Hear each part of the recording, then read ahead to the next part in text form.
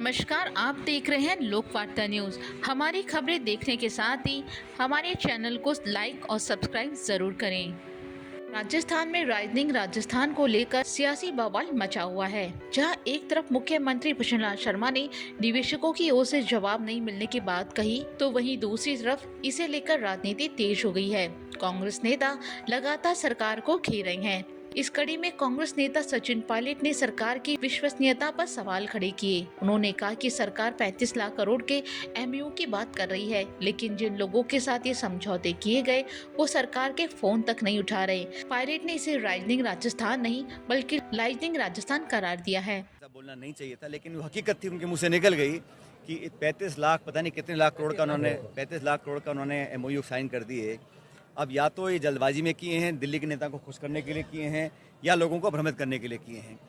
अब घोषणा कर दी, निवेश आ नहीं रहा, उद्योग लग नहीं रहे, रोजगार मिल नहीं रहे, और कितनी ये राजस्थान की जनता के लिए कितनी शर्मनाक बात है कि सरकार का फ़ोन कोई उद्योगपति उठा नहीं रहे हैं एमओयू करने के बाद। तो सरकार की जो क्रेडिबिलिटी है उस पर सवाल उठ गए हैं। अब भविष्य में कौन यहाँ पे आके भरोसा करेगा सरकार के कमिटमेंट्स के ऊपर? हमारी जब सरकार कांग्रेस की थी। पायलट के इस तरह के बयान के बाद भजनलाल सरकार के कैबिनेट मंत्री सुरेश रावत ने पायलट पर पलटवार किया है। उन्होंने सचिन पायलट पर निशाना साधते हुए जनता को गुमराह करने का आरोप लगाया है। इसके साथ ही सुरेश रावत ने पायलट पर निशाना साधते हुए 2018 के कांग्रेस घोषणा पत्र का जिक्र किया। उन्होंने कहा कि किसानों, बेरोजगारों और युवाओं के साथ धोखा हुआ है।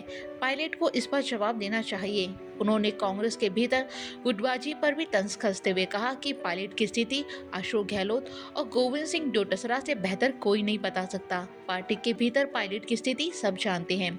इसके साथ ही रावत ने पूर्ववर्ती कांग्रेस सरकार के दौरान गुटबाजी और बाड़ेबंदी के घटनाक्रम को याद दिलाते हुए यह भी आरोप लगाया कि कांग्रेस शासन में निवेश 102% भी धरातल पर नहीं उतरे। जनता ने देखा कि 5 साल सरकार ने होटलों में कैसे बिताए। ऐसे में नेता जनता को गुमराह ना करे।